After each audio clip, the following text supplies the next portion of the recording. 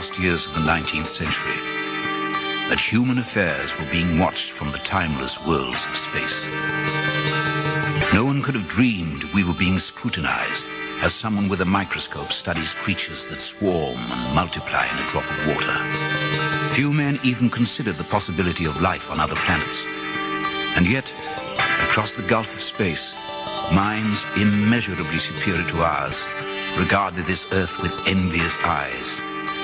And slowly and surely, they drew their plans against us.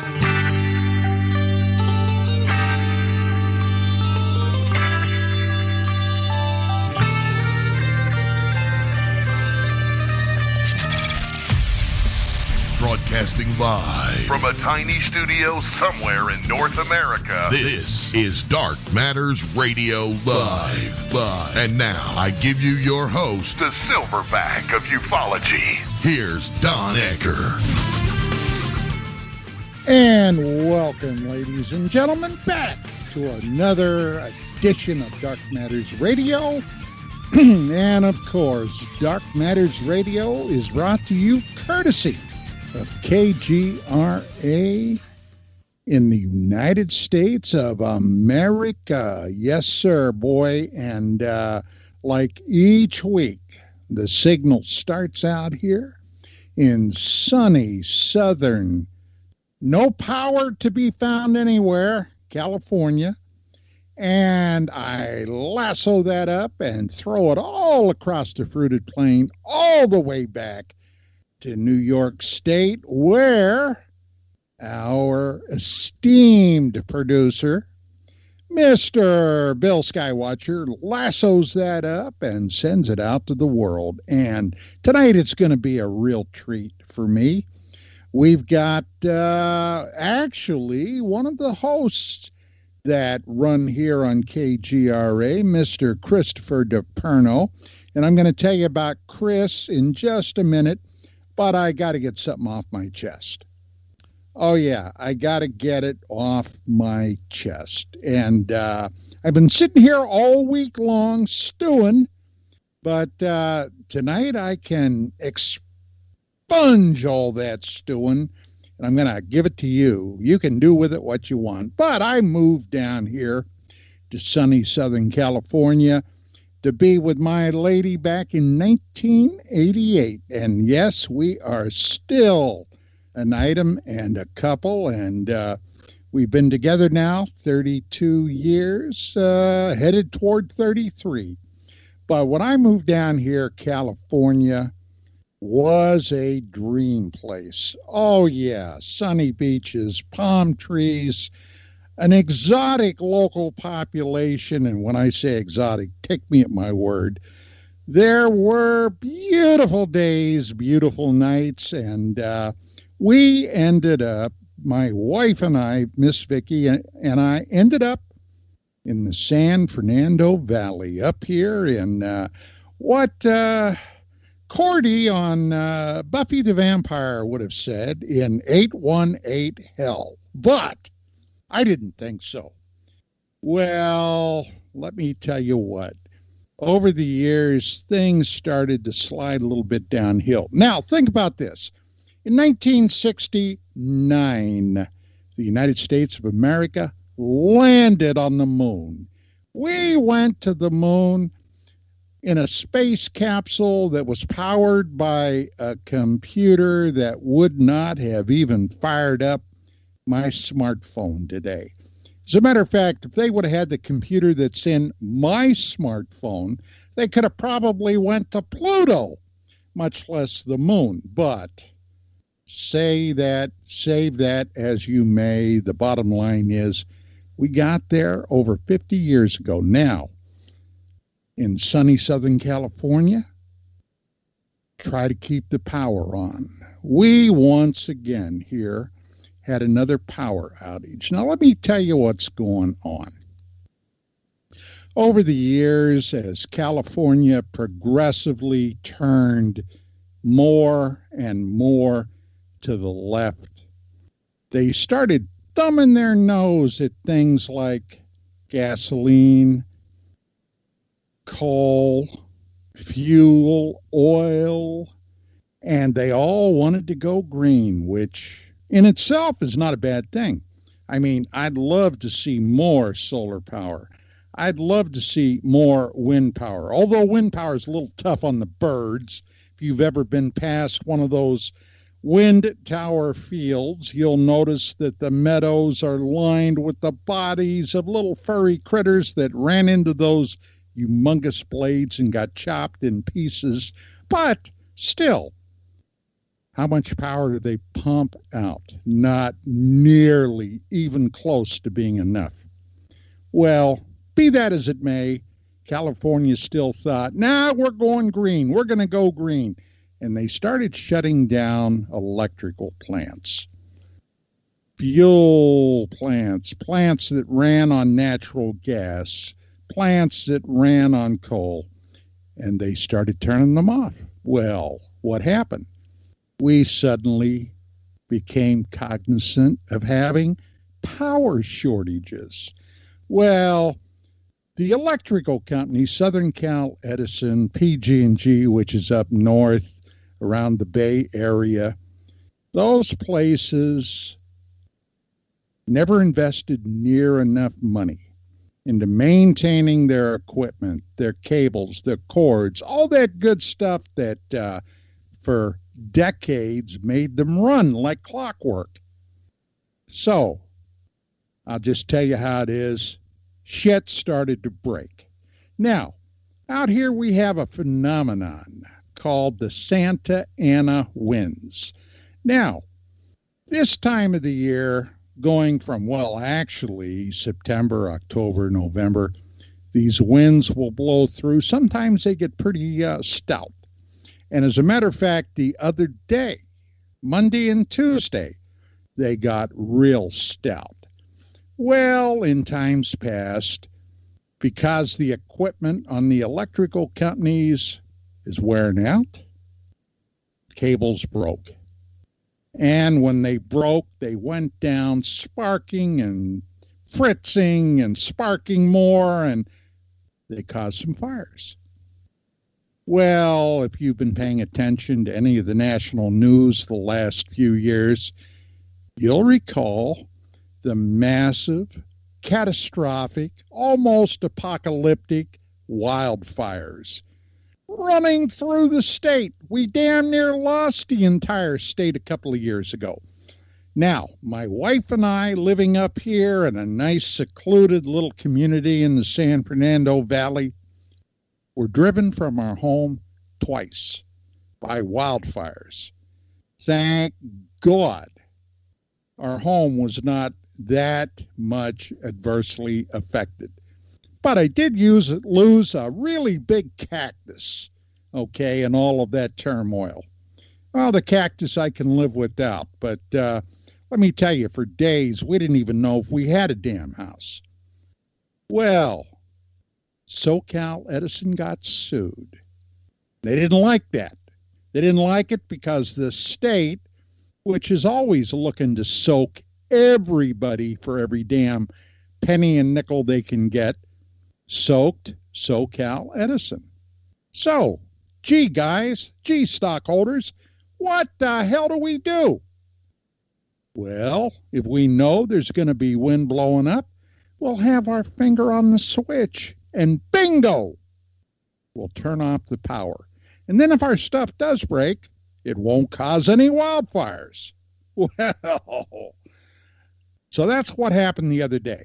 Now, right after the North Ridge earthquake in 1994, I and my wife were living not where we're at today. We didn't move here until a couple of years after that, but we were living in a small community up here in the San Fernando Valley, and when that earthquake hit, we were without power or phones for a week. As a matter of fact, I had just gotten my Radio Shack brick cell phone. Damn thing cost me at the time $300 or $350. And I might add that it was $1.65 a minute to use it back then. Imagine that, $1.65 a minute to use your freaking cell phone. Well, thank God I had it, because I was able to get in touch with family back east where I'm originally from to let them know that we were okay. But we didn't have any power. Well, that taught me a lesson. So I went out and bought myself a Briggs & Stratton PowerMate generator. Still have it. Just used it the other day. Now, thank God we had it. Now, when all this business was going on the last couple of years, I was talked into running for the board of directors for our local civic association, and I was elected to the board of directors, which I'm still on the board right now. And our last meeting, we had a meeting with, through the good offices of one of our state senators, executives from Southern California Edison. And finally, I had a question to ask them. Now, I come from the East Coast. And right before this meeting, I called up a buddy of mine back in Pennsylvania, where I'm from, and he had just recently retired from the state of Pennsylvania, had been in their environmental services division, was an exec.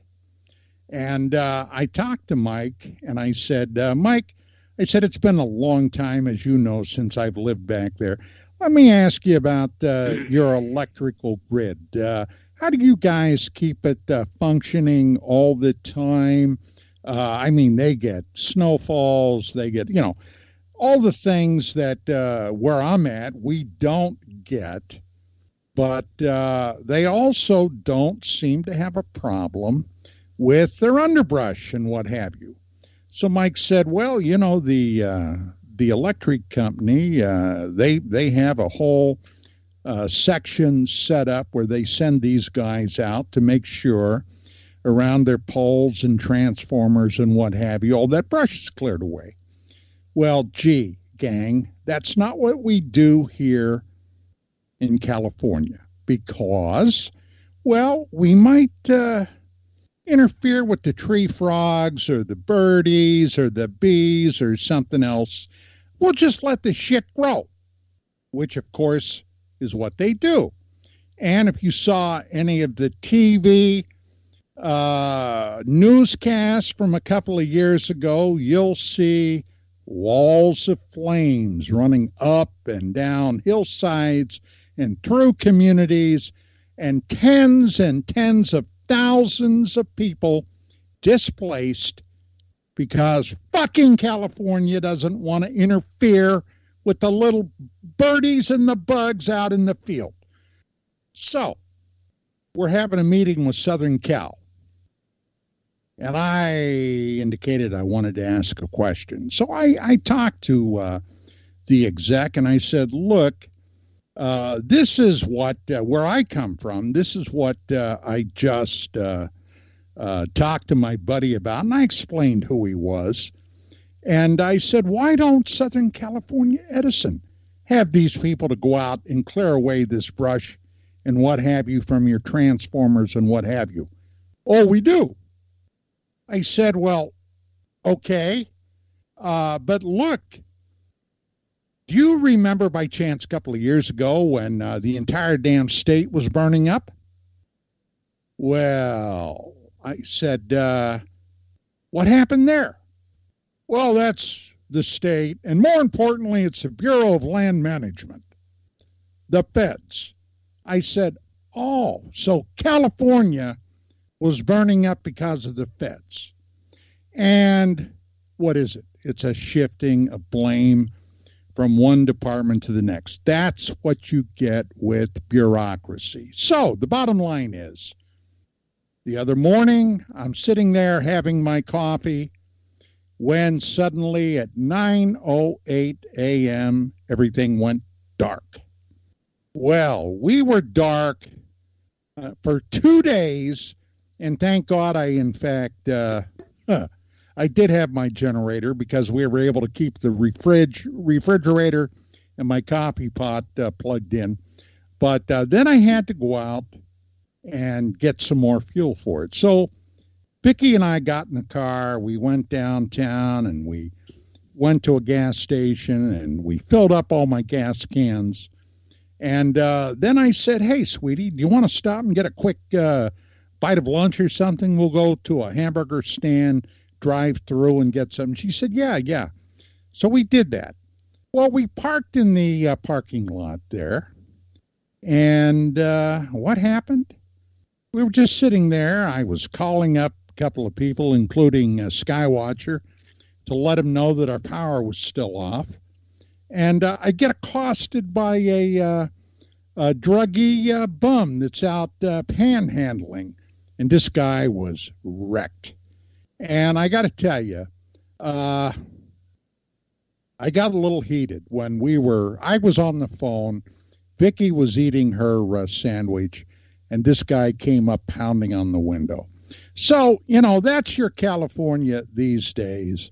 And, geez, I guess that's pretty much my rant.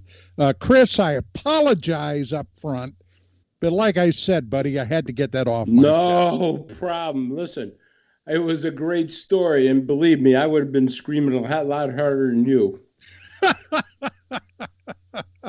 Well, ladies and gentlemen, tonight my guest is retired Detective Chris DePerno back in New York State. He sent me his bio. Now, Chris and I have talked quite a few times on the telephone, but I just discovered that not long after Chris became a law enforcement officer, he was involved with a situation where he and his partner basically stumbled upon a couple of guys attempting to burglarize a drugstore. The guy that Chris was trying to take down came out with a gun, and shots were fired. And Chris ended up kicking his ass hand-to-hand combat. Hand-to-hand. He didn't pull his gun and shoot the bastard, which I think I would have been probably tempted to do. But he took him down. Chris... Truth is, I couldn't get my gun out of my holster. Oh. I would have shot him, but I couldn't get the damn gun out of that Security Plus holster I had. So what am I going to do with it now? Yeah, well, Chris, by the way, ended up receiving a Medal of Valor, which is the highest award that can be awarded to a law enforcement officer. And Chris, as I mentioned earlier, I'm quite impressed with that. Congratulations. And thank God you weren't injured any more than you were. Well, thanks, Don. I got to tell you, though, I became very humble as soon as I got that medal, because my sergeant walked up to me as we were drinking bourbon. He says, "You're the only son of a bitch I ever got a Medal of Valor for saving his own life." I walked away, and I went, "Hey, you're right. I guess I better be a little humble about this." But Chris retired after 25 years in the field. I had over 10, and let me tell you what, today I know I would have never lasted another 10 years, Chris. I just know I wouldn't have. Things have gotten too crazy. But anyway, you ended up somehow becoming involved in UFO research. Now, that's a story I got to hear, buddy. Well, it all started when I was a kid. I mean, basically the first thing was, when I was a kid, I went to with my father on fire calls, and on fire calls, he used to let me go with him, and I used to sit on the hood of the car. And one night, I looked up in the sky, and I saw this incredible thing streaking across the sky, and it just stopped on a dime. And I then watched it, and it just shot straight up at an incredible speed, stopped on a dime again, and then took off like a bat out of hell. And I never saw it. And I always said, man, you know, it's just unbelievable. But believe it or not, Don, even after that, I always was a skeptic. I kind of said, you know what? Everybody's saying that they seen aliens or this or that. And I really became very intrigued on trying to find out about this greatest question in the universe. Are we alone? And so I actually became a field investigator for MUFON, and I started investigating these cases. And I would always follow the evidence. I mean, I keep an open mind, but I would say, yeah, there's an alien around every corner. No, I follow the evidence. And the evidence convinced me that we're not alone in the universe. Now, I've been banging around in this field for over 3 decades. Okay, and I had an interest long before that. Now, when my wife, Vicki, who was the editor-in-chief, and I, as the director of research, published UFO Magazine, which we published that magazine for over 20 years, which in the field of publishing, that is unheard of for a publication that offbeat, all right? That's what we did. We strictly went for the facts. And in all those years, Chris, we had a number of people that try to get one past us with hoaxes or outright lies or whatever. Did you run into that much when you were with MUFON? If you get the reports that we get sometimes in New York, you would swear there was an alien invasion in Utica, New York. I mean, it's just unbelievable the some of the phony sightings that we get. Yeah, they try to do it all the time, but you know what? We got a great team. We do a good job. We investigate it very thoroughly.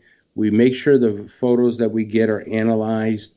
And if it's phony, we'll come out and say it's phony. We're not going to play games with it. But yes, we get a lot of them. I mean, some of them are just so incredible. The graphics that they do, you would swear to God and say, "Oh my God, Mars is invading us right now."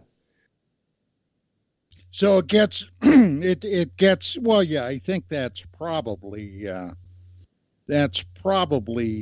evident throughout the field. But now one thing that my wife and I, and our magazine had going for us was that during all of that time, practically, not only was I writing and working on the magazine, but I had my radio show.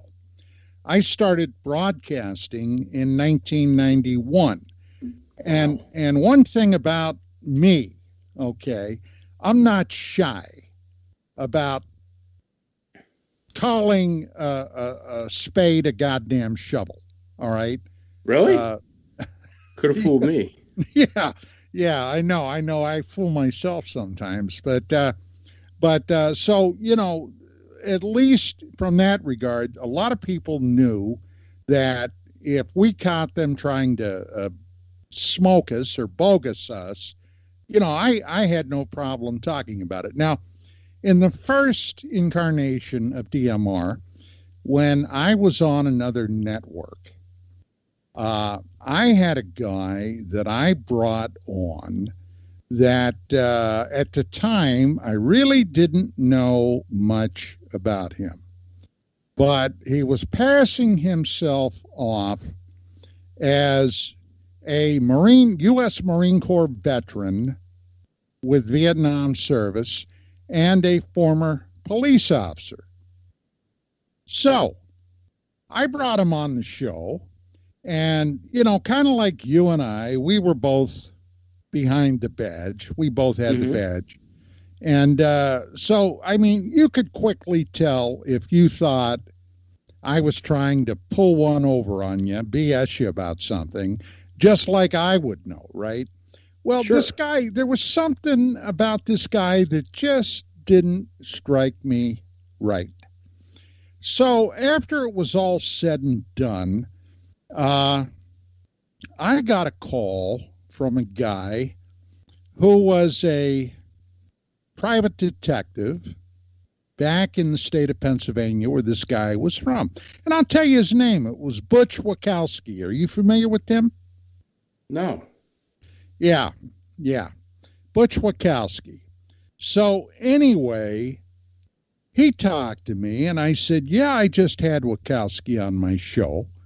And I'll tell you what turned me on to the guy. Are you familiar with the investigations and research I did in the late 80s and very early 90s on human mutilations? Yeah, we were talked about that. You did one in Pennsylvania, right?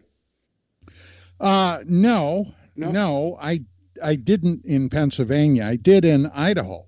Okay. I got the state wrong, but you did a human mutilation. I remember we talked about that. It was the most bizarre thing I ever heard. Right.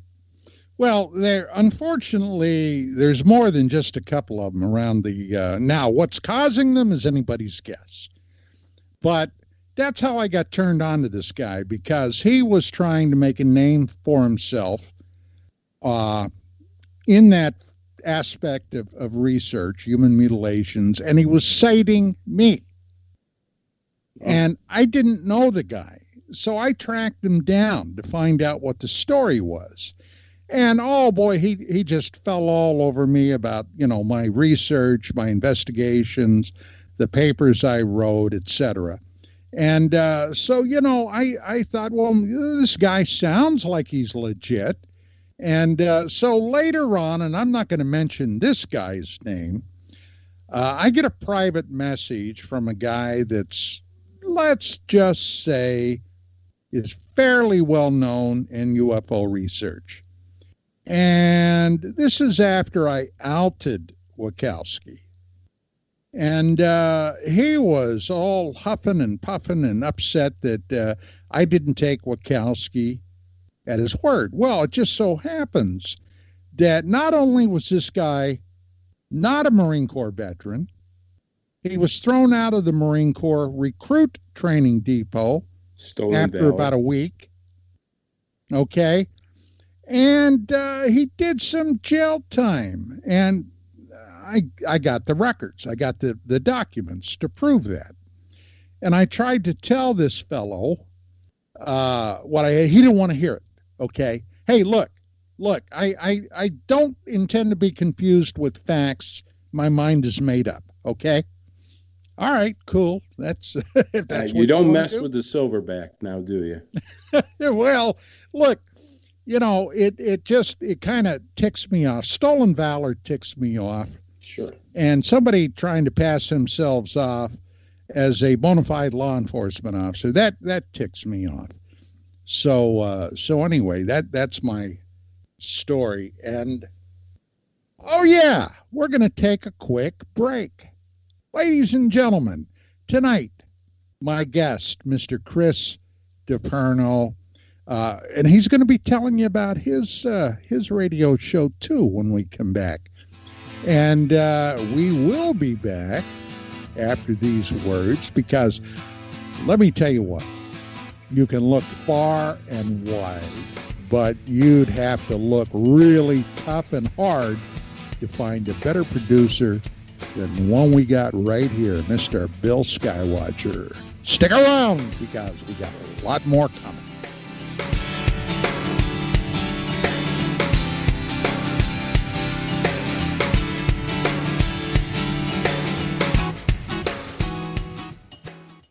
I'm getting older and noticing that my body just doesn't work as well as it used to. So I like to keep fit as possible by hitting the gym a few times a week. Recently, I started having a nagging bicep pain, and it got so bad I couldn't even lift the weights. When I was complaining about it to a friend, he told me about angioprim. He said chelation helps remove toxins, heavy metals, and cholesterol in veins and arteries that may cause blockages. After just 1 week of taking angioprim, the pain was gone, and now I'm back in the gym full strength. Scientific research proves the active ingredient in Angioprim has superior oral chelation action that helps promote cardiovascular health. So to learn more, go to angioprim.com. That's ANGIOPRIM.com, or talk to a trained consultant. Call Angioprim toll free at 945-882-7221. You'll feel better with more energy. That's 945-882-7221. Or go to the website angioprim.com. Folks, this is very important information. What's to be said about CBD? AncientLifeOil.com. Our CBD is made from hemp and has 0.003 THC, which means this wonderful product won't get you high, no matter what amount you take. What does CBD do for the body? My hands are tied, but you can Google CBD benefits and be astounded. When you're finished reading, you'll want to log on to AncientLifeOil.com. That's AncientLifeOil.com. and purchase. Life is good when you feel good. People are tired of pain. People are asking for non-GMO organic products to help them with you fill in the blank. Legal in 49 states, and again, our CBD is made from hemp. Ancient Life Oil is about helping people one by one by one. If you wonder how good the product is, the CEO takes it every day without miss. AncientLifeOil.com. That's AncientLifeOil.com. Have a great day. Permanent industrial glue impossible to remove? Not anymore, because Handyman Formula by D-Bond is a patented chemical adhesive remover. It's used in the building and home maintenance industry, but now it's available for your home use, for your DIY projects. Unglue stickers, silicone rubber, labels, price tags, flex tape, weather stripping, carpet glue, wood glue, liquid nails, even 3M 5200. And it dissolves graffiti. Yeah, graffiti. Handyman Formula by D-Bond works, and it's safe to use on most surfaces. No need to call a professional. Don't get out the pliers and blowtorch. Just apply a little Handyman Formula by D-Bond and wait 90 seconds, then quickly and easily pull the items apart. Get unstuck. Visit DBondHandymanFormula.com. That's DBondHandymanFormula.com, or call 561-575-4200. Handyman Formula by D-Bond. Mainstream media's most wanted. KGRARadio.com.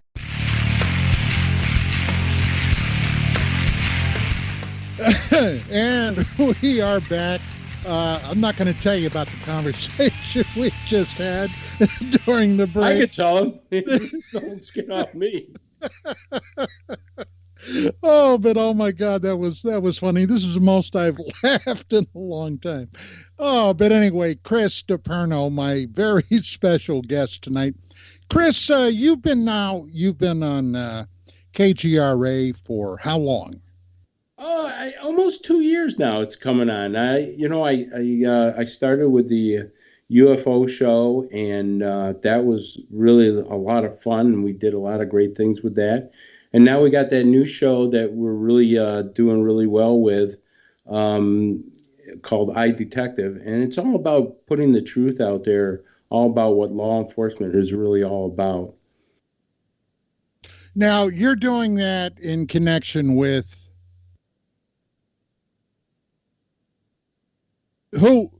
What? You have a partner with you with that, right? Yeah, there's 4 members of a team. It's a team.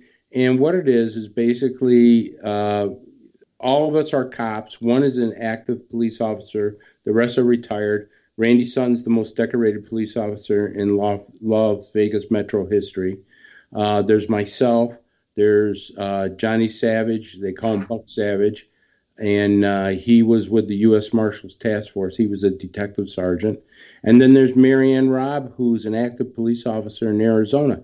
She's still on the job after 30 years. I told her, I says, Jesus, you stay any longer, I'm going to have to get you a cane so you get out of your car. Yeah. Yeah. Oh, well. After 30 years, you got to retire. You know what I mean? Yeah, I do.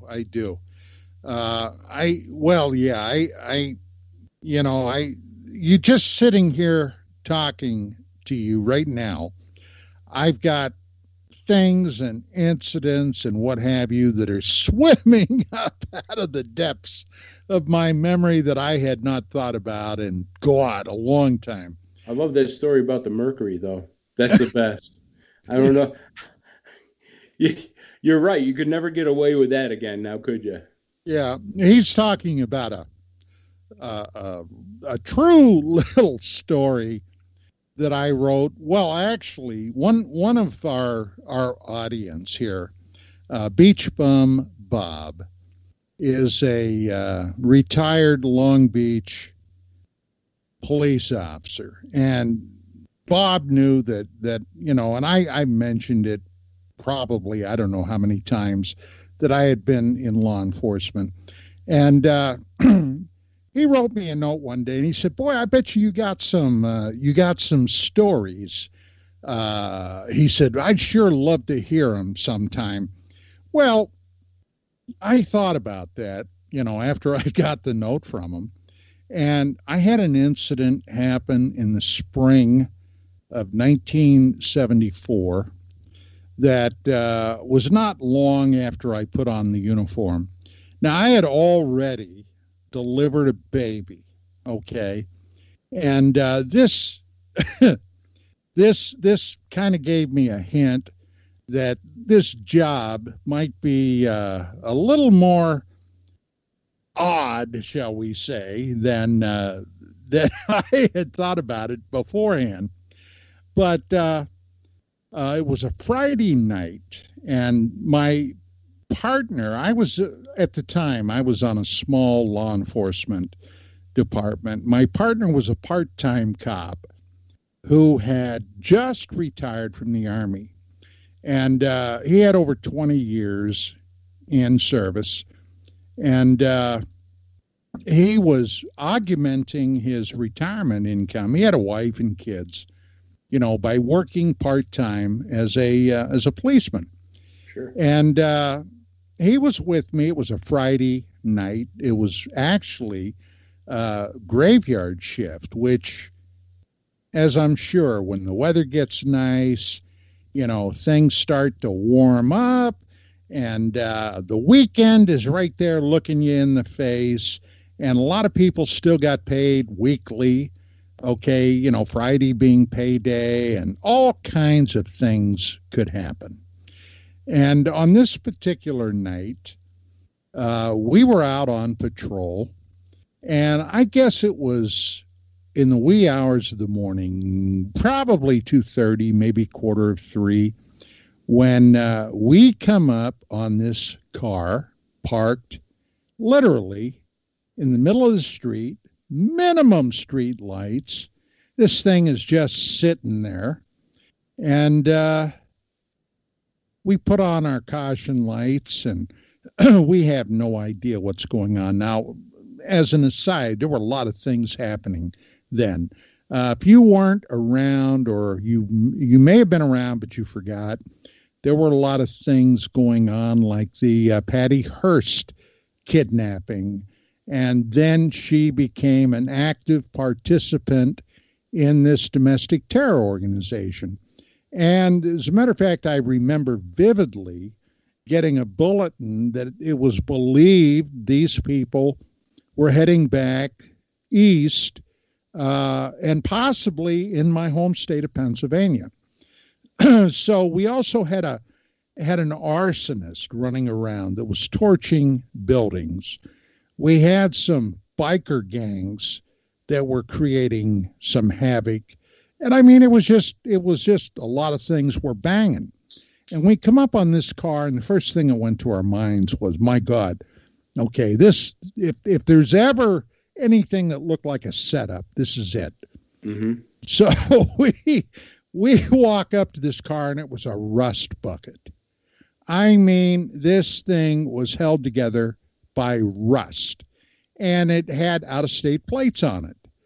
And I'm looking at my partner. His name was RB Soliday. I'm looking at RB.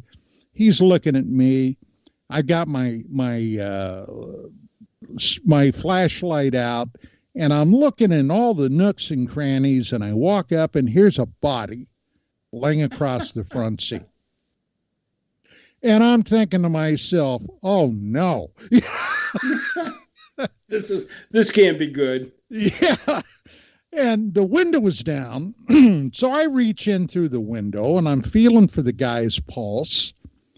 And he rolls over and hits me with a blast of Milwaukee's finest.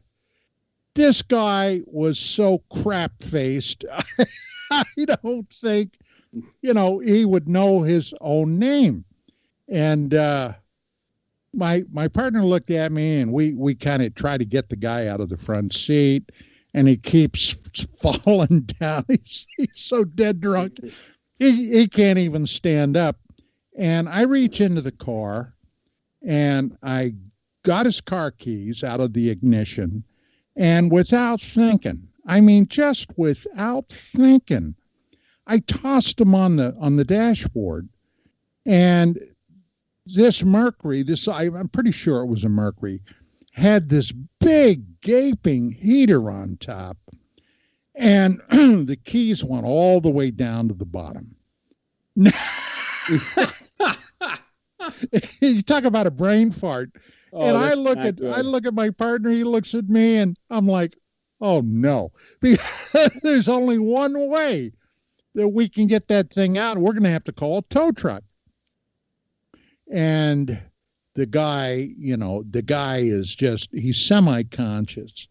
And he, I looked at Soliday and I said, hey, what do you think? Do you think maybe we could pry up the panel there on this vent and see if we can get the keys there? Well, yeah, you'd need a pry bar. Well, I don't have one. And the guy pops up. Well, I got one. And I said, where's it at? Oh, it's in the trunk. And I'm thinking to myself, oh, crap. This is not going to end well. Yeah, this ain't going to end well. So he says, no, let me show you. So we help the guy up. He goes around and he snap kicks the trunk and the lid pops. And he falls on his ass back in the street. God. So anyway, I root through. The guy is some kind of handyman, okay? A carpenter, a handyman, whatever. And I find a pry bar. So we start, and I ask him, I said, hey, do you mind? Oh, do what you got to do. So I start working on this thing. We must have worked on it for close to a half hour. And finally, we got it pulled up enough that I could get the keys out. And then I looked. And Soliday looked. And it looked like somebody had tossed a hand grenade in his front seat. Oh my God. And he looked at me, he said, hey, Don, are we going to have to pay for that? Oh my God. So the guy passed back on. Now we could never get away with what we did next today. It just wouldn't happen. No. You're right. But we stuck him in his back seat, and I fired up that wreck and pulled it off. How did you get him in the back seat, Don? Huh? How did you get the guy? He's that drunk. How'd you get him? Would you pour him in the back seat? We poured him into the back seat. He was semi-conscious anyway. Yeah. As soon as he went down, he's laying there. He passed out again. So we parked this thing in this vacant lot, and we stuck the keys under the floor mat. And then we just, the rest of the night we were on duty. We'd drive by, make sure he was still there. And then when it got light, I guess he woke up enough that he wasn't quite as drunk, and he left. I never saw him again. Well, yeah, you know what? And you're right. You could never get away with that nowadays. But back then, you could get away. I won't say get away with a lot, but you know what? There were times where cops just kind of released through humor. And I'll tell you, no better humor there was during the midnight shift with people doing pranks at 2 o'clock in the morning, or just kind of crazy things, or just kind of stuff happening that you didn't think you were going to fall into. I remember all kinds of things. Am I allowed to tell a story? Sure. And stuff. So we had this guy, he was sort of like a rookie. And a lot of the times the rookies always got the bad jobs at, the midnight shift. If the dispatcher was off. We didn't have 911 at the time. And the rookie cop sat at the desk and answered the phone calls and dispatched the radio. So it was kind of slow one night, and we decided to go up on the third floor of the police department. We called down to dispatch on an outside line. And we said, hey, this is WHCU, and you get to win this prize. Well, you got to call us back in the next 60 seconds at 272, such number. I don't remember the number at the time, but the guys go, really? What am I going to give a prize and stuff? And we're trying to hold our laugh back. But I said, this guy's not going to fall for it. So, we hang up and stuff. Next thing you know, he's calling the number. Well, he gave him the number to the worst captain we ever had. And he's home sleeping at 2:00 in the morning. And so he's, hey, this is Dan, and I just won. What's my prize for calling you? And I love WHCU. And the captain, who the hell is this? And what the hell? Are you out of your mind? And the phone goes click. And I'm running to the bathroom because I'm going to piss my pants in about 2 seconds. So, then that's just the, simple little things like that, you kind of relieve yourself for the night and just say, that was kind of fun. Of course, he didn't have so much fun, and the captain didn't have so much fun. But did he find out who it was? Oh, yeah, because he said his name. So when he woke the captain up, he said, I won't give the name over the radio, but he says, hey, this is such and such, and I love WHCU. And the captain's, he just, those old time captains, and he comes storming in the next day, he's just chomping at the bits, waiting to chew anybody and everybody out. That's just the way it was at the time. I had a guy that, we got a call of somebody impersonating. This is again at 2-3 o'clock in the morning, impersonating a police officer on a main highway. And we start going out there. I go, what? Yeah, there's some guy dressed up like a police officer. He's hitchhiking down the road. Says concerned citizen's been calling it in. So they send a couple cars out, on there, and all of a sudden we get a call, and it's one of my friends. He goes, hey, can you pick me up? He says, go over and see so-and-so at the diner. I go, yeah, okay. He'll explain. So I get over there and say, Chris, hey, I need your help. I go, what? He says, well, I stopped this car about a mile outside the city, and it's got those new electronic door locks on it, and I didn't have my radio on my belt.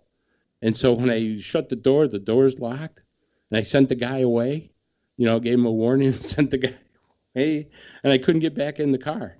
And I didn't dare, smash the window because it was a new patrol car. I'd get suspended for that. So I decided to hitchhike back, and this tractor trailer guy picked me up. He thought I was nuts at first, but then he picked me up and brought me to a diner. I go, are you kidding me? So we ended up getting his car open and stuff like that, and got him out and stuff. But I haven't been stopped by a police officer for anything in over 40 years. But a couple of years ago, my buddy that I was talking about earlier back in Pennsylvania, loves to go to Atlantic City, and finally, he loves to go there, play blackjack. Well, he finally decided he was coming out to Vegas. Now, for me to drive to Vegas, it's roughly a 4-hour drive, okay? And Vicky and I, my wife and I, used to go over there quite frequently. There were a lot of UFO things happening over there and that kind of stuff, right? So, I could drive to Vegas with my eyes closed. So Mike tells me when he's going to be there, and I said, well, we'll drive over and we'll spend a day or two, see, how the heck you're doing. Now, this guy happens to be one of my oldest friends that I knew going all the way back to junior high school. So, we've known each other for most of our lives. So we get over there and, we have a great time. And, we went out to dinner and that kind of stuff. And then he's getting ready to go back home. So we are going to drive back home. Now, going out of Vegas up the highway. That's, what is it, 14 or 15, leaving Vegas, going back to California. So it's, the traffic there can be nuts, all right, and fast. So we're driving up the highway, and I'm, looking in my rear view mirror, and I got this guy trying to land in my tailpipe. Okay. I mean, he is right on top of me. Don't you just hate that? Oh, yeah, I did. And I'm doing like 70 anyway. So I have a Toyota. So I kicked that Toyota in the ass. And she does have some pick up and go. And the next thing, I'm looking at my speedometer, and I'm punching 90 miles an hour. And this guy is still maybe 2 car lengths behind me. Now, I got to tell you, I'm getting ticked off. I'm ticked off. But then all my ticked off stopped immediately because I see this Nevada State Trooper. And he is just, he hit the afterburners. So I get over into the right lane, and oh yeah, I'm the guy he wants. So I slow down and I pull over, and I know the drill, for God's sake, So I get my little man purse out, and I get my driver's license, my registration, my insurance. He walks up and he said, sir, I need to see your driver's, license, your registration, and your insurance. So I hand them to him. And I said, hey, look, I know why you stopped me. I did it. And when I said I did it, I looked at the guy's face, and he looked like he just witnessed a flying saucer land and 3 aliens stepping out. Yep. The look on his face was a look of shock. Okay? A look of shock. And I'll never forget that. And he said, okay, just stand by. I got to radio this in. So he goes back to his car, and he does, I guess, a once and warrants on me. And my record, Chris, is spotless. Okay? I haven't even gotten a freaking parking ticket. Wow. So, he's like 5 minutes, and I'm just sitting there. Vicky's sitting there. And I said, well, this is going to be an expensive one. And she said, yeah, well, what are you going to do? And I said, pay it, I guess. And the guy walks back up, and he starts chatting with me. He said, when's the last time you've ever been stopped by a police officer? And I sat there for a second, and I said, I don't know, maybe 40 years ago. Yeah, when they used to have horses. Yeah. And now my registration plate on my vehicle is a special Purple Heart registration plate. And it says, combat wounded. So he knew I was I was in the military. Right. And he said, he said, I checked and you don't have any kind of a record. I said, no, I don't.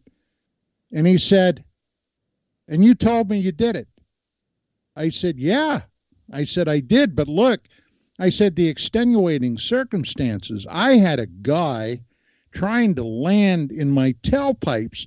We're just driving up the road, and this guy was, he was right behind me. And the guy knew the cop knew I wasn't BSing him.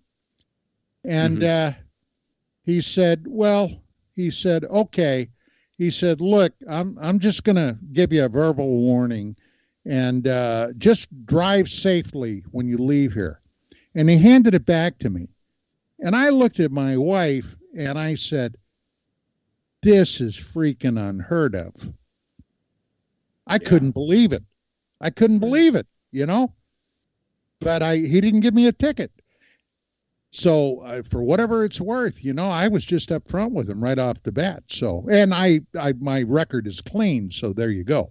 I tell you, that's not unfamiliar with me, because when I was a uniformed cop, if somebody admitted that they did wrong and it wasn't anything serious, like if they were speeding or something of that nature, and they came out, hey, officer, I know, I made a mistake, did it like that, probably 85% of the time, they wouldn't get a ticket. It's the guys that went, what'd you stop me for? You know what I stopped you for. Come on.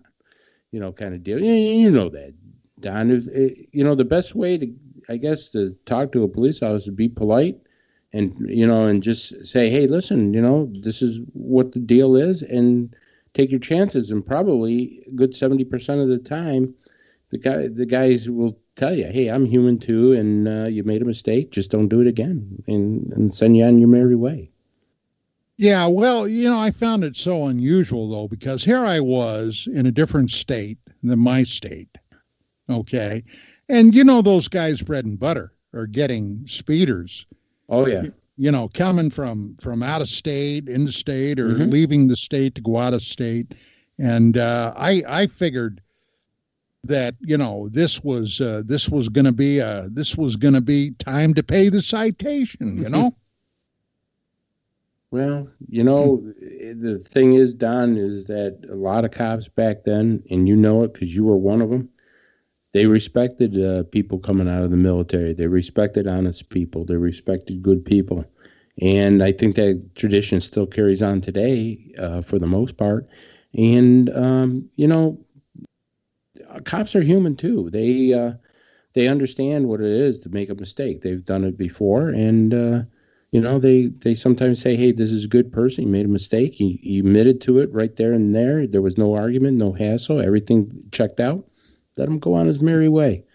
Well, look, he's learned his lesson. We're at the top of the hour, and when we come back, let's talk some UFO stuff. Yeah, okay. Okay, UFO stuff coming up. Hey, this is Dark Matters Radio on KGRA Radio, your contact point to those weird, dusty corners. And when we come back, more with my special guest, Mr. Chris DePerno, and yours truly. Stick around.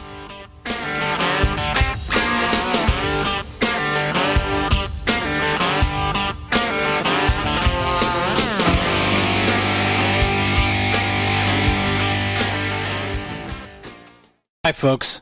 It's troubling times, and fear is pushing emotions, which in turn pushes health the wrong direction. Do you ever get an ache because life is uneasy? Try Life Change Tea at GetTheTea.com. Life Change Tea works on your digestive tract, helping to move food through quicker and comfortably so your health is spot on.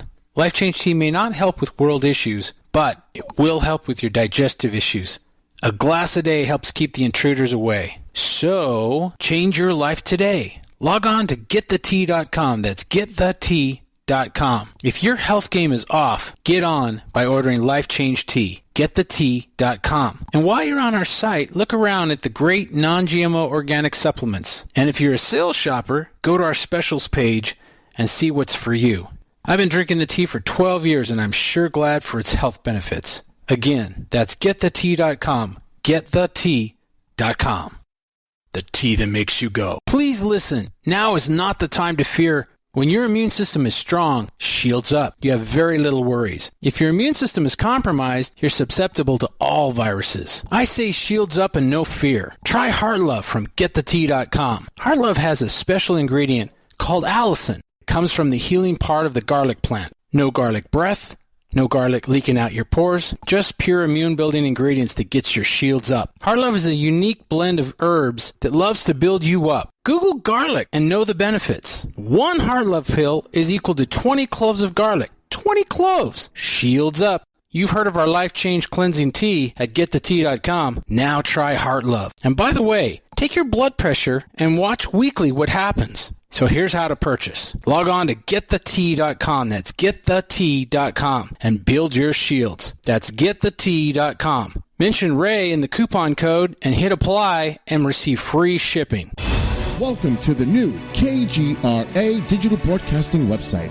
thekgradb.com. Here you'll find great new content, including the KGRA Classics, great shows from our archives. You'll be able to see the show times and information so you can see what show is currently on air. The on-air live button. So just go to this section and you'll be able to hear the show live with exceptional sound quality. We also have the Vault section. Make sure to subscribe to get access to great content and special features. We have the make content for our latest news and events, so make sure to sign up and you can be part of our forum. So make sure to check out the new KGRA digital broadcasting website, thekgradb.com. We look forward to seeing you there, and we hope that you enjoy the new website. Now you have the inside contact for alternative talk radio. The Planet. KGRARadio.com.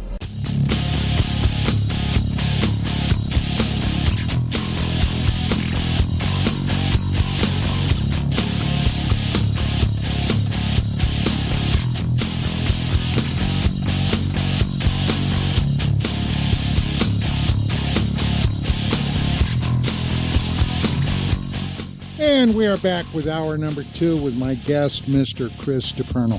Chris, we just had a question come in from one of our listeners in the chat lounge at KGRA, and he said, a question, how does one properly address a police officer? I heard not to say officer because they might have a higher rank. No, I don't care if it's a captain, major, they're all officers. It's not so much. You can call him sir, you can call him officer. That doesn't matter. They're fine with all that. I've never seen anybody say, "Hey, you got to call me a captain," or "You got to call me a sergeant." No, I'm sure maybe there's probably somebody who does that, but the ones that I know, the ones I've worked with, never did. Look, no, officer is perfectly respectable. Yeah, it's perfectly fine. So to your question, just call him officer, just call him sir. Hello, how are you today, officer? Hello, how are you today, sir? And just see what he stopped you for. You never know what it might be. Yeah, that's true. Okay, let us get into the reason a lot of people tune in to this and other programs like it. Now, Chris, I've been in this field professionally since 1988. Okay, and in all that time, I've been involved in some very high profile cases. I have interfaced with everybody from people at the Pentagon to NASA, and a lot of nooks and crannies, academia, a lot of nooks and crannies in between. Now, in all those years, I personally had a firm belief that I would go to my grave and never effectively know more about the topic, the subject, the phenomenon than I did at that time. But in the last several years, things have seemingly changed dramatically. Yes, they have. The United States Navy releasing videos of unidentified objects that were photographed by fighter jets. People being much more willing to talk straight facts. A former Undersecretary of Defense involved in intelligence coming forward. I'm talking about Christopher Mellon. Yep. No, exactly. Coming forward and addressing the topic seemingly totally on the level. Yeah. Then we had things come out a year or so back involved with the former head of the Defense Intelligence Agency, Admiral Thomas Wilson, and Dr. Eric Davis, okay, who was a part of the Bigelow NIDS project and many other things. Mm-hmm. I mean, it was as if somebody unscrewed a lid. What's your theory and your feelings about this? Well, here's a couple of things, Don, that I've talked about before and the information I've gotten. They want to control the narrative of how they're going to let this out. They are thinking about letting it out, but there's some fight in the Pentagon about this. One group says, no, we don't want to because we don't think they're UFOs. We think they're demons, which is, I've never seen a demon fly around with a flying saucer. But hey, I'm not a demon expert, but some people actually don't believe in aliens. They believe that they're demons. That's number one. Number two, they want to control the narrative because it's not so much coming out and admitting that there's flying saucers.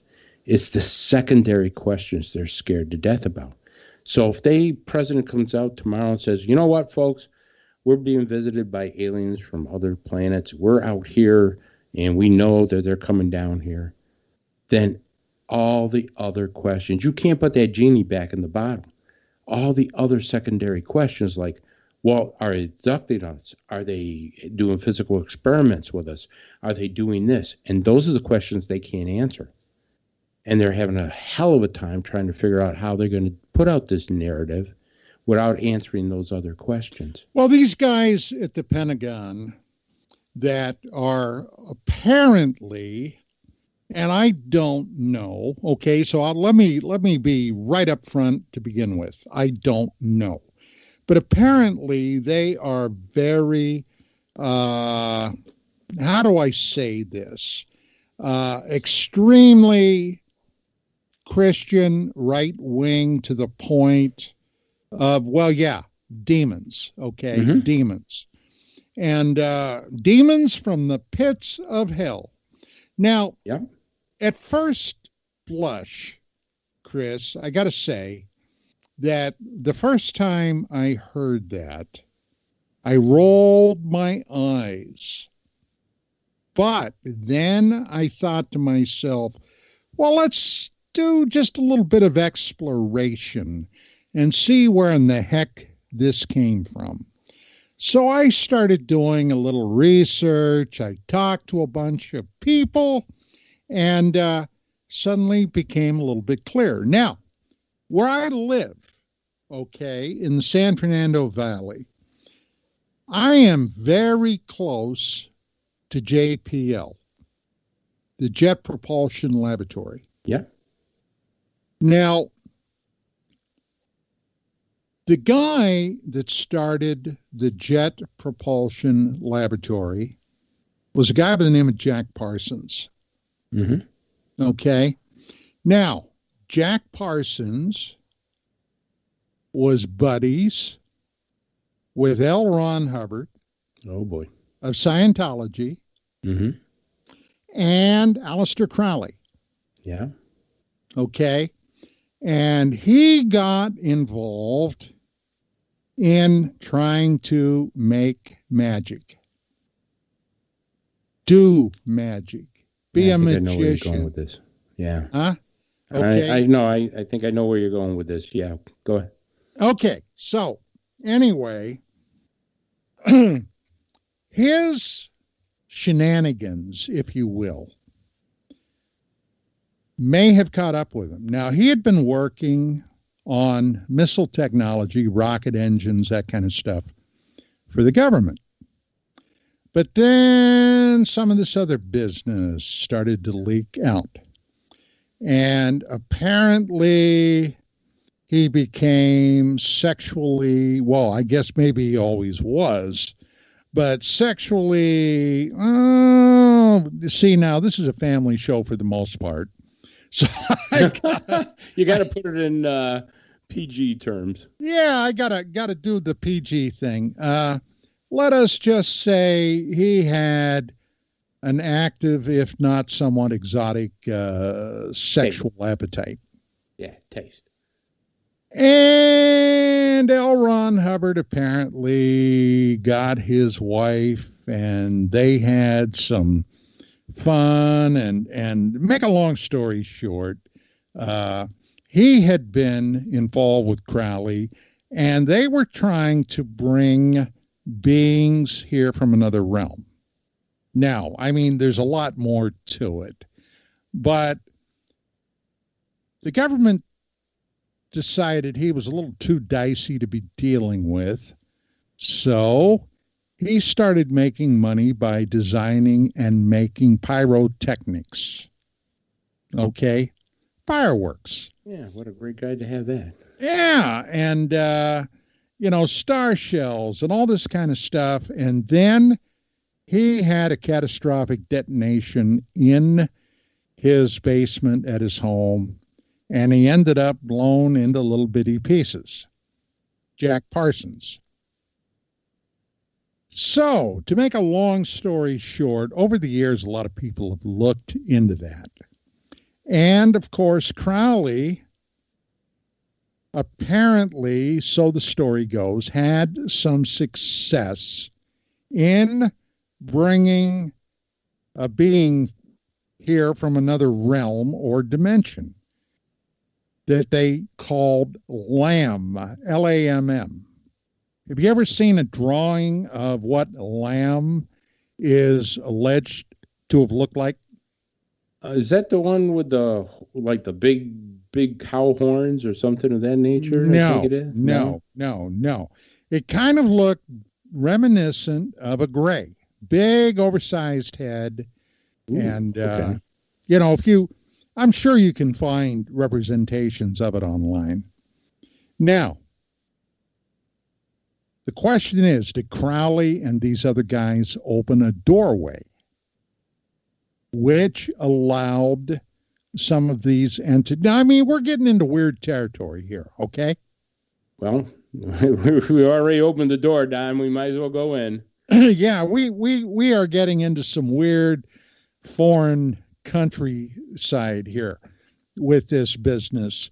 And to make a long story short, that's where some of this idea in the Pentagon with this group that are collectively called the Collins Elite may have gotten some of these ideas. Now, I've always known that there were competing factions of those who wanted to release the information and those that would take it to the graveside with them. Okay. And I met some of those people. As a matter of fact, and this guy was not even in the military, and I knew him pretty well. As a matter of fact, at a MUFON conference in Pensacola, Florida, back in 1990, I kept a 250-pound drunk Bubba from kicking his ass, was Philip Klass. Oh, yeah. Okay, yeah. I knew Klass. Knew him pretty damned well. And he was somebody that, went to his grave, okay, just absolutely decrying the idea of anybody coming here from off-world. And it was, in many respects, it was, I thought, tragic.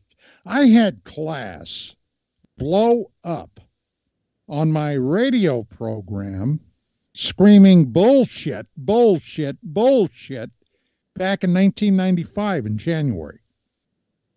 Last time I ever spoke to him. I shamed him.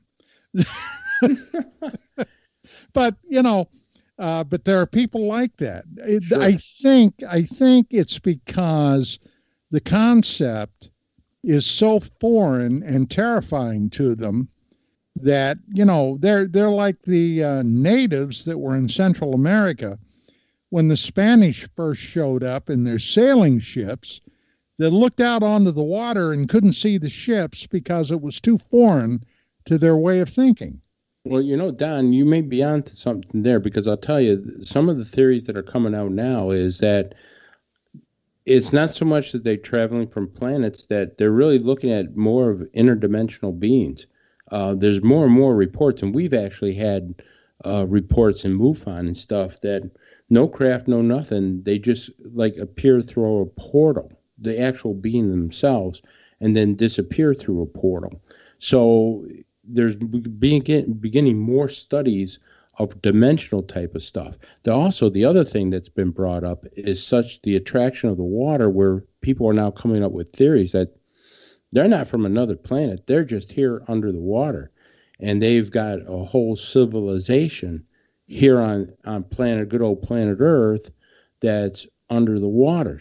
More and more sightings have been seen coming out of the water, coming out of the ocean. Oh, right down in Santa Monica, Chris. Yeah. Oh, right yeah, down in Santa Monica. I mean, I can be down there in 40 minutes. And, my partner, longtime buddy, friend, former co-host, Richard Saraday on this show that we just lost 3 weeks ago. Okay. Richard taught high school in the 90s. And he had a lot of those kids down there, and, coming from Santa Monica, and they would come in and tell him what they saw entering and leaving the bay. Yes. It's becoming more and more prevalent.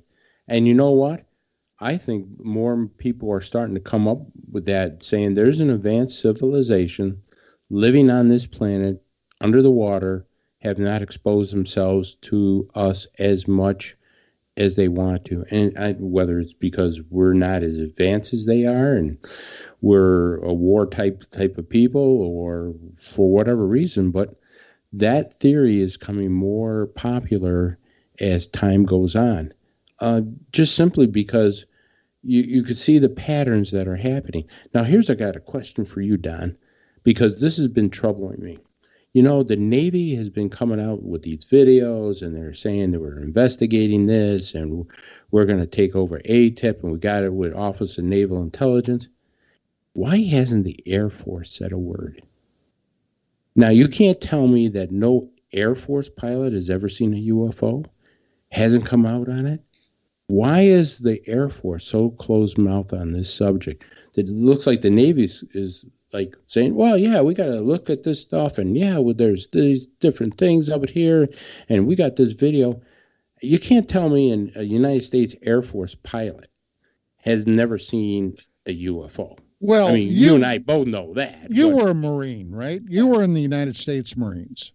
Yeah, I didn't see any UFOs because I was digging a foxhole praying. So, I mean, I didn't have much chance to, But as a Marine, you were affiliated with the United States Navy. Yes. Okay. So, in order to kind of answer your question about the Air Force, let me tell you a little story. When I first became involved and I decided that I was going to pursue this, okay, back in the late 80s, I did an intensive, before I basically came out, I did an intensive, almost 6-month investigation into what I was getting into. I haunted libraries. I haunted bookstores. This was before the internet, okay? I haunted bookstores.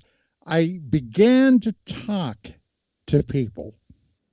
And the people I talked to back then were people like John Keel and Stan Friedman.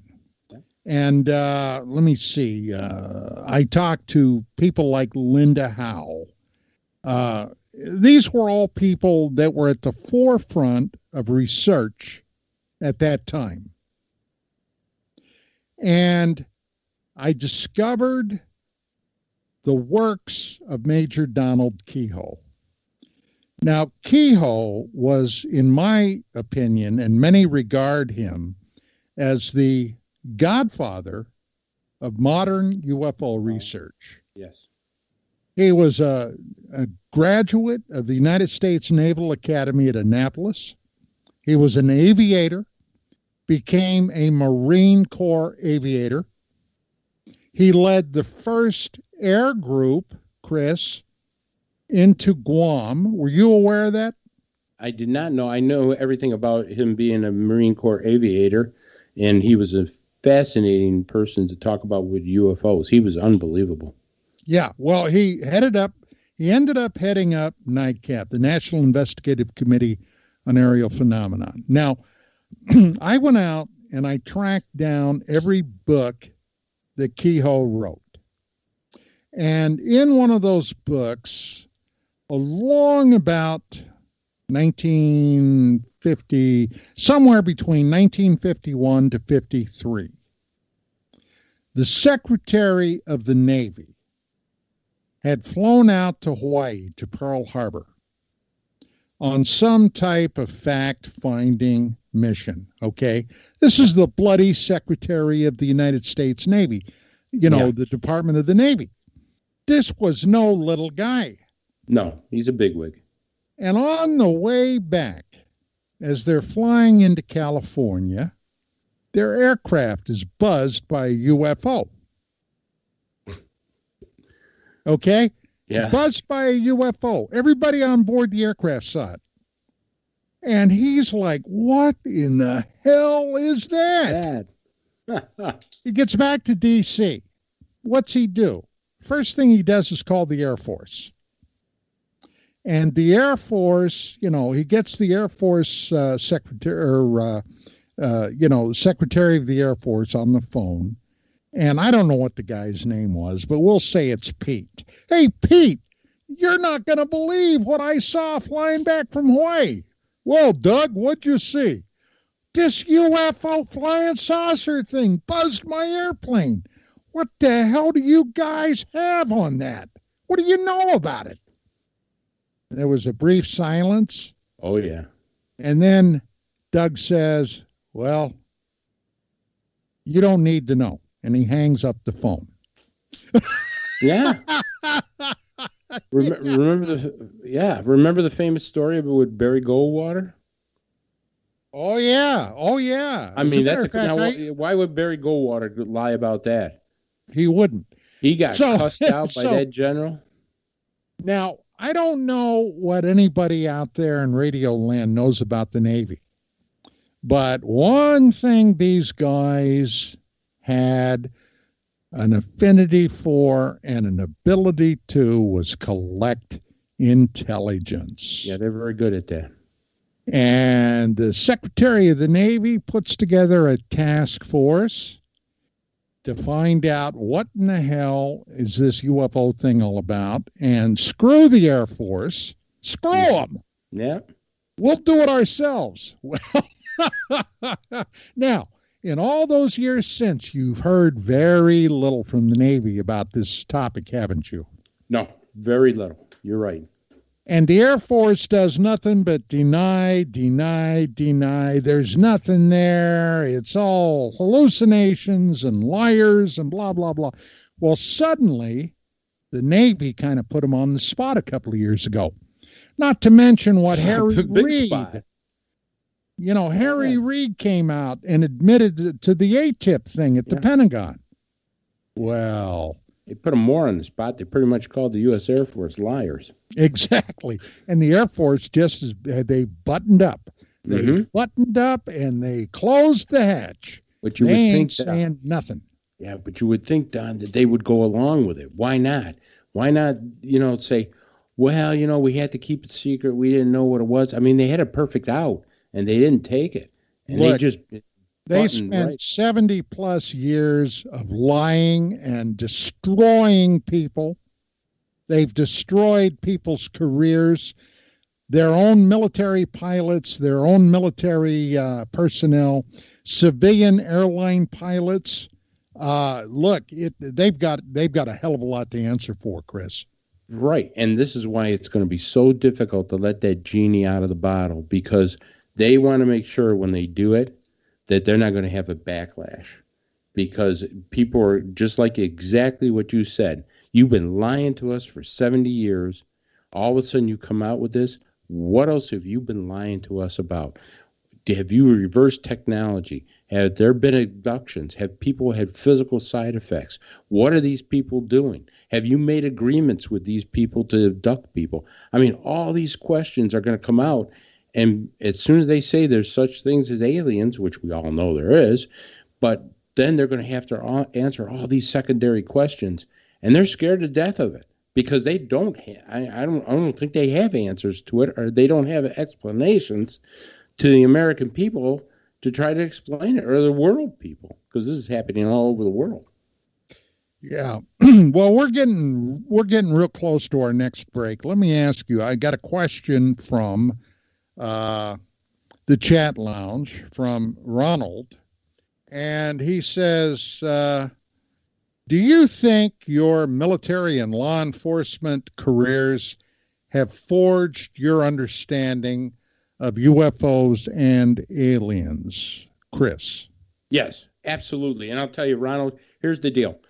The one thing that, and Don, I'm sure you'll agree with me, is one thing, being a prior law enforcement officer, we follow the evidence. We don't make conclusions right at the beginning.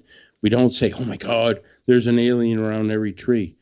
Every time we get a report or every time we get a case, we have an open mind, of course, but we follow the evidence. If the evidence shows it's a drone, we'll call it a drone. If the evidence shows it's that. So our law enforcement background helps us to disciplines us to keep an open mind and allow us to track the evidence and not make conclusions until we have all the facts. And it's a very difficult thing to do sometimes, because you want to call it a UFO. It's such a great story, and you want to say, oh my God, this is great. And you have to discipline yourself enough to say, no, I'm not going to call it anything yet until I put all the facts together. Don't you agree, Don? Amen, brother. Amen. And we got to take our last break of the night. We will be back with Mr. Chris DePerno to finish up this roughly last half hour. This is Dark Matters Radio. I am your host. My name is Don Ecker, and we got more coming. Stick around.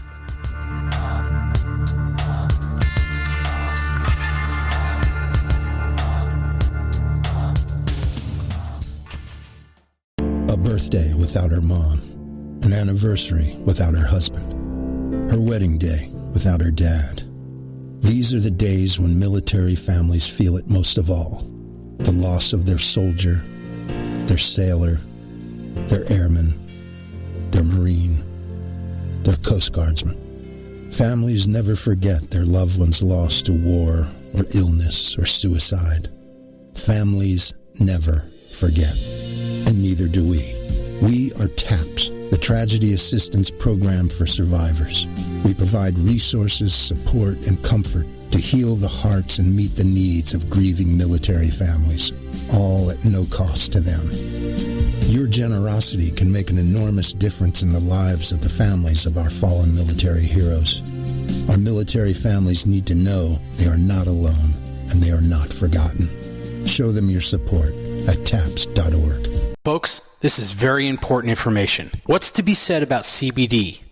AncientLifeOil.com. Our CBD is made from hemp and has 0.003 THC, which means this wonderful product won't get you high, no matter what amount you take. What does CBD do for the body? My hands are tied. But you can Google CBD benefits and be astounded. When you're finished reading, you'll want to log on to AncientLifeOil.com. That's AncientLifeOil.com and purchase. Life is good when you feel good. People are tired of pain. People are asking for non-GMO organic products to help them with, you fill in the blank. Legal in 49 states, and again, our CBD is made from hemp. Ancient Life Oil is about helping people one by one by one. If you wonder how good the product is, the CEO takes it every day without miss. AncientLifeOil.com. That's AncientLifeOil.com. Have a great day. Every 2 seconds, someone needs blood. Whether it's a natural disaster or one single child suffering from illness, the American Red Cross stands ready to supply blood when it's most needed. But blood is a perishable product. Therefore, it must continuously be replenished. You can safely donate blood every 56 days. The need is constant and patients are waiting. Call your American Red Cross at 1-800-GIVE-LIFE to schedule your life-saving appointment. Please give blood today. Patients are depending on you. The Liberator Rocket Heater will heat your home for free. The highly efficient Liberator Rocket Heater has no moving parts. It's safe and strong, constructed of quarter-inch steel. So like all things made in the USA, it's built to last. Uses any kind of wood, sticks, even scrap in its gravity-fed firebox. And it heats workshops, homes, garages, outbuildings, industrial areas, and barns. Watch the video of this blast furnace stove in action. Visit rocketheater.com. That's rocketheater.com. You listen to us, and we listen to you. And so does the CIA. KGRARadio.com.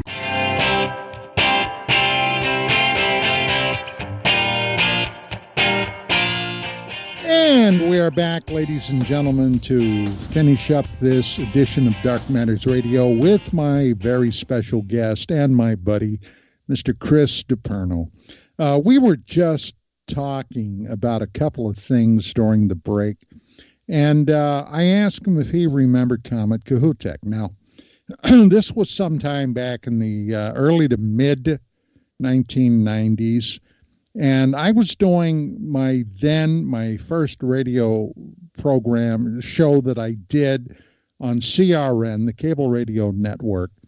And I started out doing that show on Sunday nights, and then they moved it to Saturdays. And actually, I got to tell you, I enjoyed the Saturday night thing. And we would run the program from 9 to 11. And on this particular night, when the comet was very prominent in the sky, we finished up the show, and Vicki and I drove home. I had a Ford pickup truck then, and we got to the house, and Vicki said, well, I'm going to go in and get ready for bed. And I said, well, I'm going to sit out here in my truck bed for a little bit, and I'm going to look at the comet through my binoculars, which I ended up doing. Now, if you've ever seen a comet in the sky, especially through a telescope or binoculars, it quickly can become very boring, because what you're basically looking at is like a fuzzy tennis ball. The thing is enveloped in its cloud of gases and what have you. I mean, don't get me wrong, it's gorgeous and beautiful, but you can only look at it so long and your mind starts to wander. So I'm sitting in the back of my truck, and I just start scanning around the sky. Now, I live in a place that is very dark here. And it's beautiful in the spring and the summertime and the early fall, especially for sky watching. And I'm looking at the sky, and I'm facing southwest, okay?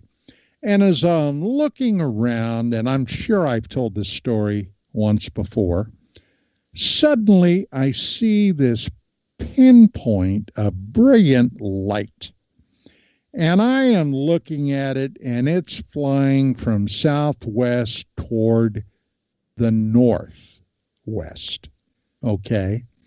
And it's a tiny little thing, but it's so brilliant that, it's hard to miss it. And I dropped the binoculars away from my eyes, and I couldn't pick it up with my naked eyes. I couldn't see it. So I put the binoculars back up, and I started scanning, and immediately I acquired the target again. And this thing went from horizon to horizon in maybe 8 or 10 seconds. Now, I don't know what in the world it was, but I'll tell you this, it was moving. It was not a satellite. It was not a jet aircraft, okay? It was something else. But, Chris, that was one of the most impressive displays. It had to be, I'm thinking, it had to be out of the atmosphere. Oh, absolutely. From what you're describing, you know, Don, that's the thing about sky watching, is that it is amazing things, because not only will you see unidentified flying objects, if you look long enough, I tell people, they go, "Where's the best place to see a UFO?" Go out in your backyard on a clear night. Sooner or later, you're going to catch one. I mean, it's more prevalent than what people think. But all the other fascinatings that you'll see comets, you'll see asteroids, you'll see meteorites, you'll see all kinds of different things that this universe has. And, you know, and you will get lucky sooner or later and be able to see something in that sky that you can't explain. Well, let's face it, most people do not look up, do they? No.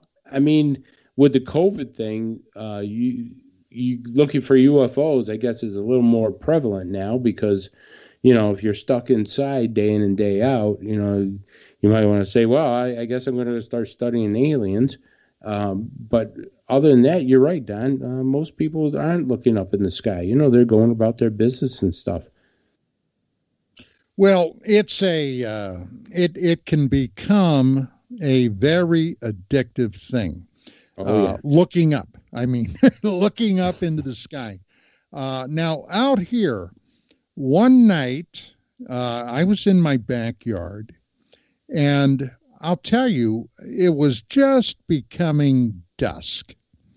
And I went through my back door into my dining room, and we have like a bay window there that looks to the north.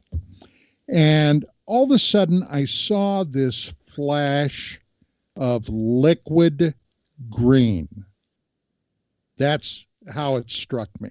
That's unusual. And my head whipped around, and I saw this green fireball just streaking overhead, and it looked like it was going down, but I'm sure it was over the horizon. And I thought about that, and I mean, I yelled for my wife. By the time she got there, it was gone. I mean, I only saw it for a couple of seconds, but it had to be a meteorite with probably a lot of copper or something in it. But it was the most brilliant, beautiful shade of green I think I've ever seen. That's amazing, Don. What an incredible story. Yeah, I'll tell you, one of the best sightings I've had, and I've had a couple of sightings, but this one was fantastic. I was investigating a case, I think it was 2018, in the Hudson Valley area, right near where the producer lives, in a place called Tuxedo Park. And I had a guy down there who was extremely credible. I'm not going to give his name on the radio. He said, "Chris, you got to come down here because we see him all the time." And I go, "Yeah, right, sure." So I actually drove down there, and I went down there, and I met with him before dark. And he says, "Come on, I'm going to take you to a place where we see him." And it was by a lake, and this lake was, you know, it had a reputation for very odd things happening. And we were actually on a dock. And wait a minute, odd things like what? Well, like UFOs, like all kinds of things. I thought maybe you were referring to cryptid creatures. Well, it would take a whole show, Don, to be able to explain about this one place, which I will. But they've had hidden nuclear facilities near there. They've had UFO sightings. They've had landings near there. They've had unexplained gravitational anomalies there, magnetic anomalies, stone structures they can't explain. It's paranormal smorgasbord down in that area right there. You name it, they've had it. Okay. And the whole place down in Tuxedo Park and that right around that area, you can't get in. It's a village. It's an actual village. They have an actual police force, but the public cannot get in there. It's not. It's considered a village, public area, but you have to be invited in and escorted every place you go. And the security that they have at this place is phenomenal. What is it, federal? No, it's a village. It's a New York State village, Tuxedo Park, and it had one of the most secretest labs in the United States. The lab was built by a guy by the name of Alfred Loomis. It was called the Tower Building. And that's where the atomic bomb first started. Everybody thinks it was started down in Los Alamos and stuff. It was not. He brought in Einstein, this guy by the name of Alfred Loomis, who was a billionaire and a physicist, brilliant man, brought in Enrico Fermi and Albert Einstein and a bunch of other physicists. And they actually started doing the equations for the atomic bomb right there at the Tower Building in Hudson Valley. And also, that laboratory was the head of Livermore Lab. That's where Livermore Lab was created, right there in Tuxedo Park. And so all kinds of odd things have been happening there. And this lab has supposedly, they worked on brain waves. They worked on direct energy beams while they were working on sonar. They were discovering that sonar at certain frequencies and certain things can be used as direct energy beams. And this was years ago. They brought in the Nazi scientists from Operation Paperclip to Tuxedo Park. So I call that area the Area 51 of the East Coast. And it's so well hidden, it's in plain view. But it's just a regular village. But you can't get in there. You when you drive up to the entrance of the village, which is surrounded by a huge stone wall and security fences and everything, you get met by a police officer who says, "What's your business?" "Oh, I'd like to visit so-and-so." They call that person. You have to be escorted to that person's house. When you leave, you have to be escorted back. You just can't drive around on so those public. They're still doing top secret research there. Well, that is the biggest key. Some say yes, some say no. What we think is there, Don, are think tanks. We think that what they do is they bring in the brightest minds and they give them a chalkboard and say, figure out the equations for time travel, figure out the equations for direct energy weapons, figure out the things for how to get in through a portal of dimensions. And that's what they do. They work the math, they work the equations, they work everything. That's how the lab was. It wasn't first started that way, but then eventually worked that way to bring in extremely bright minds to work equations so it can be filtered to different labs. You know how they do this stuff in sections and compartments so nobody knows what the whole thing is. Right, sure. So, well, I had never heard of that, Chris. Oh, Tuxedo Park is unbelievable. Don, the stuff that I've learned about there was a nuclear reactor hidden in the side of a mountain that leaked, went right into the drinking water and stuff like that, and they had that going. But nobody could figure out why on this particular road, why were they seeing so many UFOs? The UFOs were hovering around there and everything. Well, come to find out where they were actually being seen, this is where this nuclear reactor was, right outside of Tuxedo Park. And so that was the explanation that we found out. So what is the freaking connection? With Tuxedo Park? No, with the UFOs and the nuclear power. Well, they got an attraction to them because we didn't even know there was a nuclear power plant there. And we were getting tremendous amount of nuclear reaction sites. Now, why would we get sightings on this road? It was just what is the inordinate interest on behalf of the UFO sentience and nuclear power? Well, what is the attraction?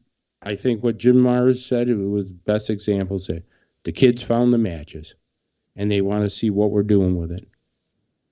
You're talking about the energy of the sun, which is tremendous. And if we don't harness it right or do things right, which we've shown that what we can do with it, just the little primitive stuff we did, we can blow up all nations with it. Well, of course they're attracted to it.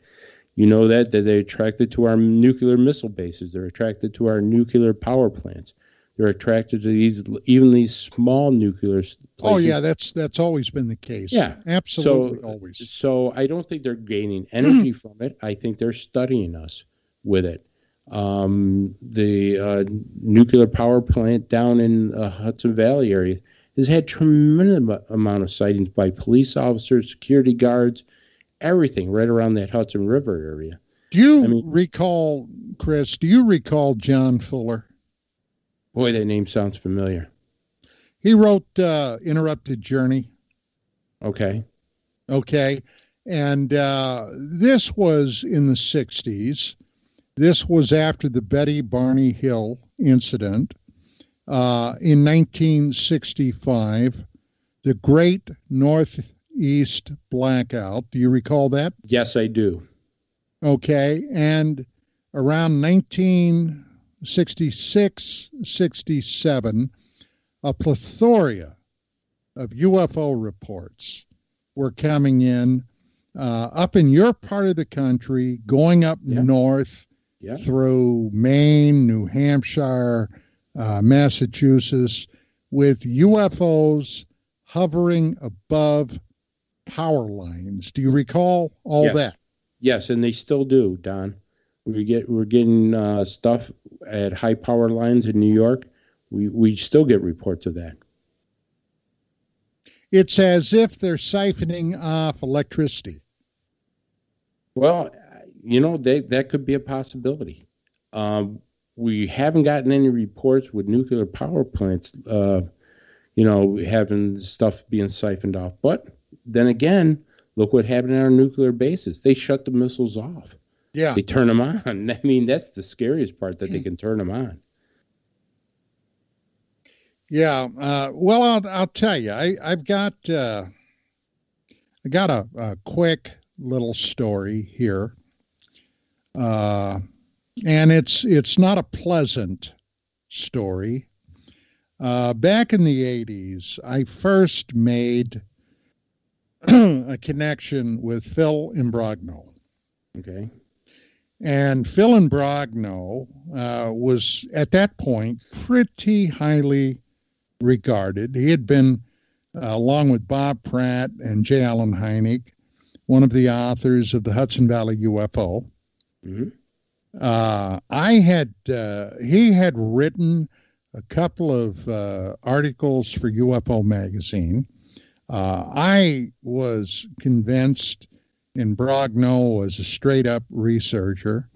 And then his stuff increasingly got more and more bizarre.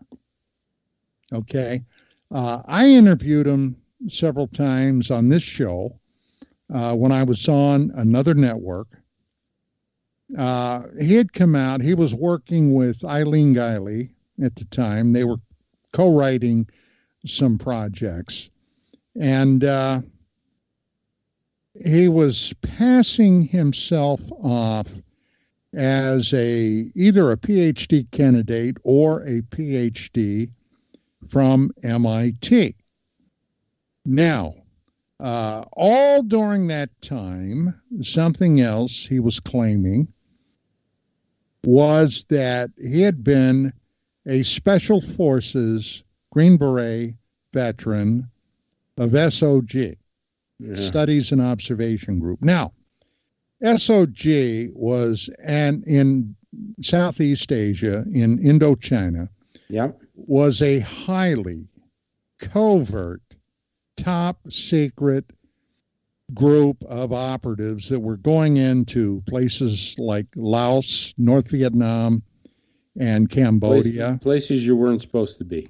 Exactly. And conducting sanctioned operations. Of course, the North Vietnamese Army.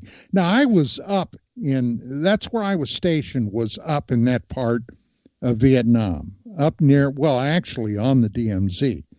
I could look to my left. If I'm facing north, I could see Laos. I could look in front of me, north, and I could see literally, and I'm not exaggerating, a North Vietnamese Army camp right across the Caveat River where I was at. I was in a 9-man team up there.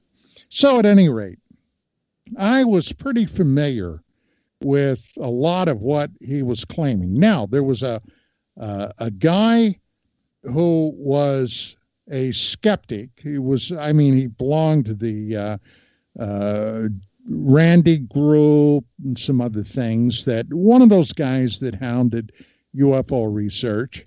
And I don't mean that in a derogatory way. No. Okay. But, he started doing some research on Phil Imbrogno. Now, I happen to know this guy. I had clashed with him a couple of times when he made some outrageous statements directed at me, and with my well, I don't have a short temper. I just have a quick reaction to bullshit. Okay, so when some of this was directed at me that was BS, I let him have it. Well, He contacts me one day, and he sends me a copy of a letter he had sent to MIT about Imbrogno. Now, Imbrogno at that point had recently been on my show talking about having known a prince in Saudi Arabia, having been to a private dinner at the prince's home, and one of the topics of discussion was an actual jinn that had manifested and was doing something in the area. Do you know what a jinn is? Yeah, it's sort of like pre-God or something of that nature. A genie. Yeah. Okay, a genie, basically. Well, there's a lot of mythology about the jinn, but it's primarily an Islamic topic. Okay. They're not supposed to be good people, though. Right? No. They can be very, according to the mythos, they can be very bad. So anyway, he had been on my show, and he had been talking about this in connection with this book he had either was in the process of writing or had written. So anyway, this skeptic contacts me, sends me the copy of this letter he had sent to MIT inquiring about Imbrogno's credentials. Well, he didn't have any. He had never attended MIT. And there were a lot of pictures of him floating around wearing an MIT sweatshirt. And this is what he was claiming. Okay. Now, in fact, what he was a high school science teacher. He taught high school science. Okay. Now, that's a good thing, right? That's a good thing. But it's not a PhD stuff. So when he showed me this, okay, I had a lot of things on my plate then, but I said, well, you know what? By God, he got my investigators, hackles up. So I started making some inquiries in the veterans communities. Sure. And I contacted a guy who was a retired major in the Special Forces, the Airborne Infantry Special Forces. And I know this guy through my network. He's the real thing, legitimate. And I asked him, I said, okay, here's the deal. And I wrote a paper on this. And if you're interested, Chris, I'd be happy to send it to you. I'd love to see it. Yeah, absolutely. So this guy does a search in the Special Forces community. Now, I'm sure you realize that's a very small, tight elite group. Sure is. Okay. And everybody knows everybody. And if they don't know you, they know somebody that does. Right. So anyway, it comes back, this guy, nobody heard of him. Okay. So then I do my thing. And I find out that he was born in 1952. Now, in order to be a member of Special Forces, you had to be a 3-time volunteer. You had to volunteer for the Army. You had to volunteer for the Airborne. You had to volunteer for the Ranger School. Okay. If you're accepted, then, okay, your specialties and all that kind of stuff, you got to go through that training. And then, in order to become a part of SOG, well, that was a whole different thing that took place in Vietnam. Okay. Well, he was too young, number one, to be in Special Forces. You had to be 21, okay, at that time. I don't know what it is today. But you had to be a Ranger graduate, airborne graduate, a volunteer. I mean, there was a whole bunch of shit that you had to do in order to be considered. Not join the group. You had to be considered for it. Just for a selection process. Exactly. Right. So anyway, I'm not a backstabber. So I had his phone number. I tried to call him. No answer. Wouldn't get back to me. So I sent him an email, and I said, look, Phil, this is what I'm doing. Okay, now, if you got anything you want to tell me now. And he never got back to me. So I wrote this paper. The guy was a total fraud. All right, there was a big scandal about this a few years ago. I don't know if you remember about it or not. Enlighten me, my friend. Well, I mean, you know, he had been going along. Eileen Guiley ended up breaking their professional writing connections with him. He was basically ostracized. I had a photograph of Phil sitting in his den at his home with what appeared to be a human skull in the background with a green beret on it. Okay. That's a little different. So anyway, it was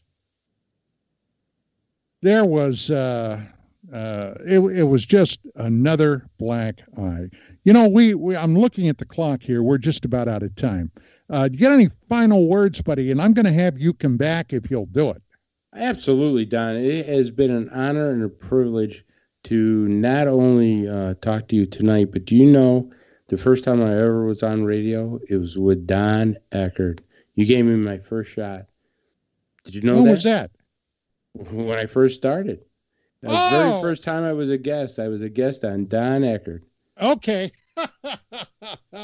And it's boy, time flies when you're having always fun. a pleasure to come on your show, buddy. Because, I mean, we got so much in common. We got the SHIELD together. We got the military together. You know, when they come on this show, they get a whole smorgasbord of topics. Well, that is going to be it tonight. Look, ladies and gentlemen, I got to get out of here before Skywatcher kicks me in the tail. But the bottom line is we will be back again next week. My guest at that time will be Tracy Torme with a very special announcement he's going to make. Chris, it has been a distinct pleasure, my friend. And I'm going to have you back soon. Ladies and gentlemen, that's it for tonight. Have a great weekend. Keep your eyes pointed up, your ear to the ground, and we'll see you then. Good night.